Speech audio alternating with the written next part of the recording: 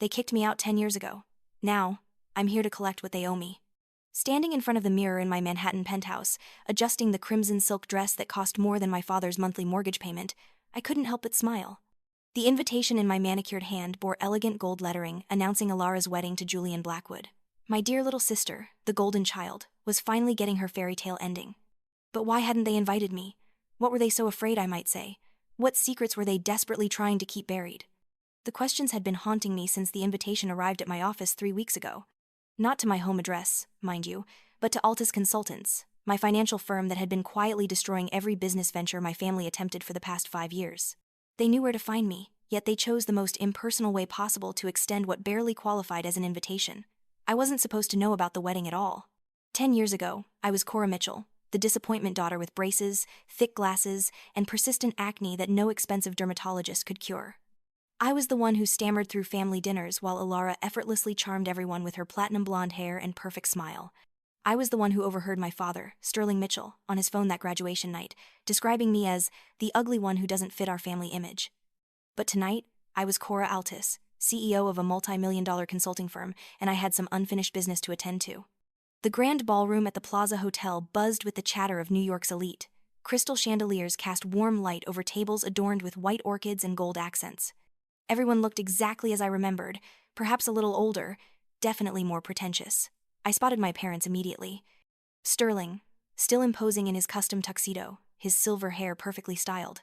Genevieve, my mother, draped in emerald green silk, her Botox-smoothed face frozen in that practiced smile I knew so well.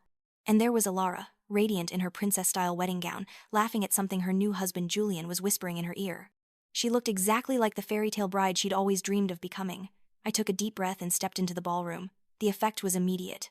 Conversation stopped mid-sentence. Heads turned. I could feel eyes following me as I glided across the marble floor in my designer heels. The woman I'd become was unrecognizable from the girl they'd discarded a decade ago. "Excuse me." A distinguished older gentleman approached me near the champagne fountain. "I don't believe we've met. I'm Silas Blackwood, Julian's father." "Cora Altus," I replied, extending my hand.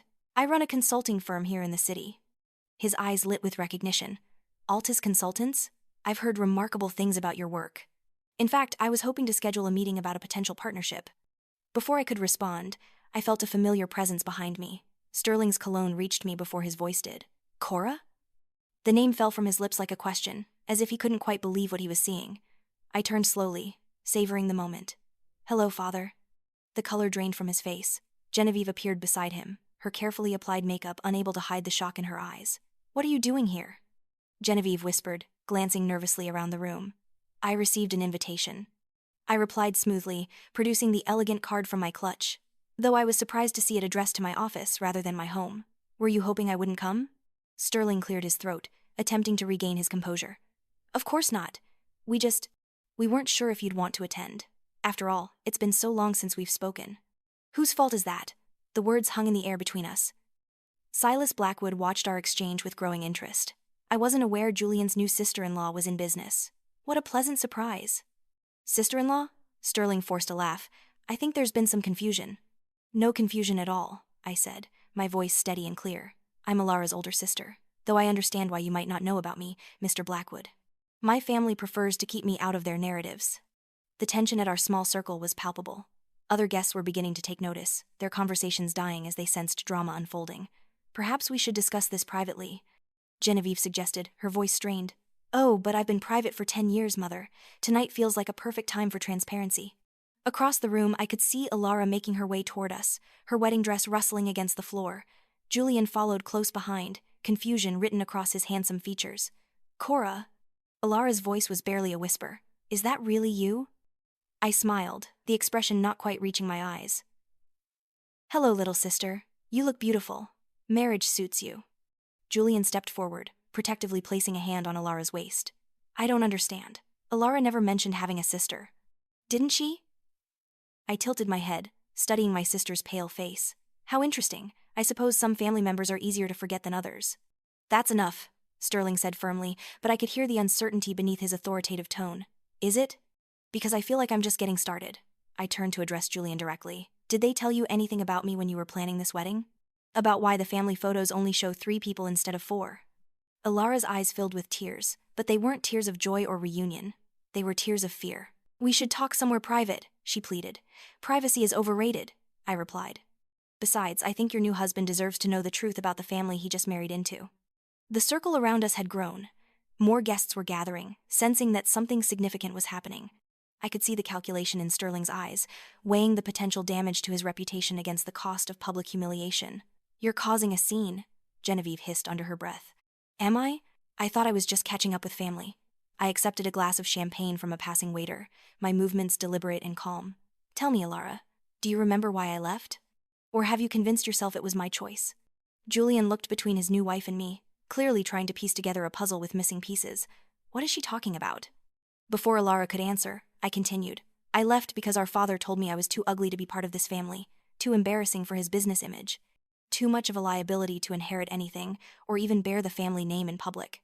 The words hit the assembled crowd like a physical blow. Several people gasped audibly. Silas Blackwood's expression hardened as he looked at Sterling with new eyes. "That's not true." Sterling protested, but his voice lacked conviction. "Isn't it? Should I tell everyone about the conversation you had the night of my high school graduation? About how you described me as the ugly graduate who would hurt your company's image? Or should I mention how you had me removed from the family will without my knowledge?" Julian's face was a mask of shock and disgust. "You disowned your own daughter because of her appearance?" "It wasn't like that." Genevieve stepped forward, her voice desperate. "There were other issues. Personality conflicts. She was always difficult. Always creating problems." "Problems like wanting to be treated with basic human dignity?" I asked. "Problems like expecting my family to love me unconditionally?" The ballroom had grown quiet around us. Even the orchestra had stopped playing. I could feel the weight of hundreds of eyes watching our family drama unfold. "You want to know the real problem?" I set down my champagne glass and fixed my gaze on Sterling. "The real problem was that I reminded you of your own insecurities, your own fear of not being good enough. So you projected that fear onto me and convinced yourself that cutting me out would solve everything." "That's enough psychoanalysis for one evening." Sterling tried to regain control. "This is your sister's wedding day. Can't we put aside our differences for one night?" "Our differences?" I laughed, the sound sharp and bitter. "Is that what we're calling child abandonment now?" Alara finally found her voice. "Cora, please. Can't we just be happy that you're here, that you're doing well?" "Am I doing well?" I turned to face her fully. "You tell me, little sister. Am I doing well?" She looked at me, really looked at me, for the first time since I'd arrived. The expensive dress, the perfect makeup, the confident posture. "You look incredible." "I am incredible. I've built a company from nothing. I've earned every dollar in my bank account. I've created a life that your parents said I'd never be capable of having." I paused, letting that sink in. "But none of you ever bothered to find out, did you?" "We didn't know how to reach out," Alara said weakly.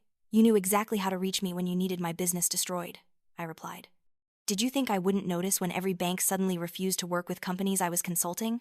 When permits were mysteriously delayed? When regulatory investigations appeared out of nowhere?" Sterling's face went ashen. Around us, the crowd was listening with rapt attention, including several business associates who were beginning to understand the implications of what I was revealing. "I don't know what you're talking about," he said, but his voice betrayed him. "Don't you?" I pulled out my phone and scrolled to a particular email. "Because I have documentation of every phone call you made, every favor you called in, every attempt to sabotage my career. Did you really think I'd never trace it back to you?" Julian stepped away from Alara, his face a mixture of disgust and disbelief. "You tried to destroy your own daughter's business?" "She's not my daughter," Sterling snapped, finally showing his true colors. "She made that choice when she walked out of our house 10 years ago. I was 18 years old." My composure cracked for just a moment, letting genuine pain bleed through. "I was your child, and you threw me away like garbage because I didn't meet your superficial standards." The room erupted in murmurs and whispers.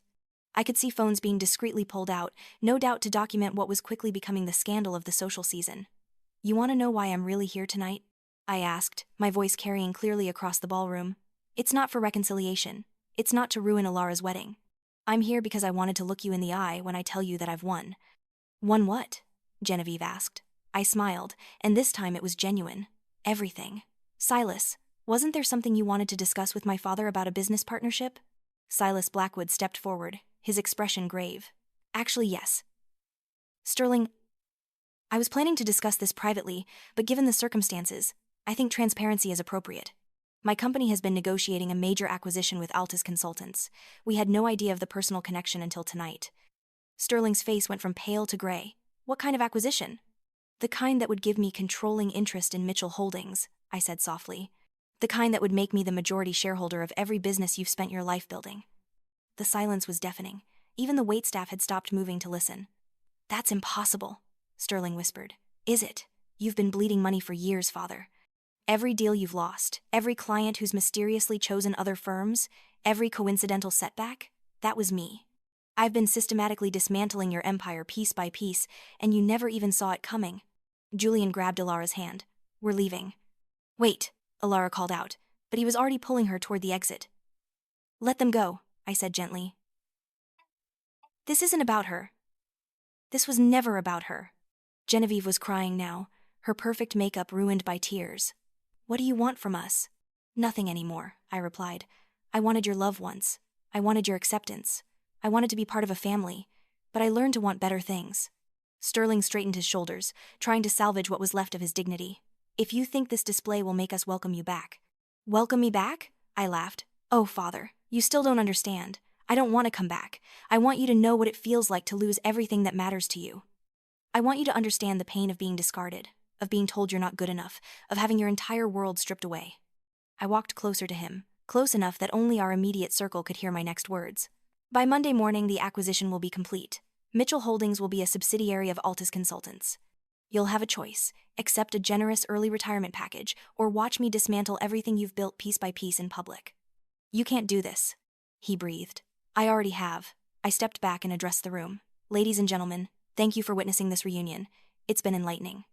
I started to walk away, then paused and turned back one final time. Oh, and Father?